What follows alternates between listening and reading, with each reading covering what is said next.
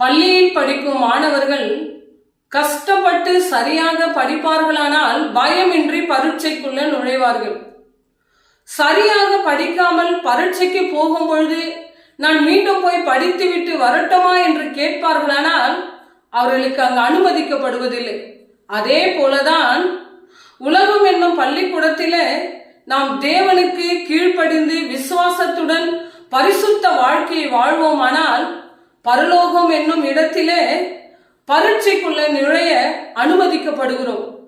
மாறாக நான் சரியாக சுவிசேஷம் கேட்கவில்லை, அதன்படி நடக்கவில்லை, என்னை கொஞ்சம் அனுப்புங்கள், நான் போய் சரி செய்து கொண்டு வருவேன் என்று நாம் கேட்போமானால் அந்த ஐஸ்வர்யவான் என் சகோதரர்கள் உலகத்தில 5 பேர் இருக்கிறார்கள், இந்த வேதனையான இடத்தில அவர்கள் வர வேண்டாம் என்று நான் போய் சொல்லிவிட்டு வரட்டுமா என்று கேட்டதை போன்றுதான் அங்க அந்த ஐஸ்வர்யவானுக்கு அனுமதிக்கப்படவில்லை.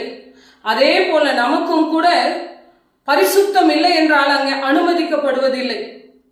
ஆதலால் இந்த உலகத்தில் உயிர் வாழ்கிற நாள் வரைக்கும் நாம் பரிசுத்தத்தை காத்து கொள்வோமானால் பரலோகம் என்னும் இடத்திலே பரீட்சையில நாம் ஈஸியாக நுழைந்து விடுவோம்.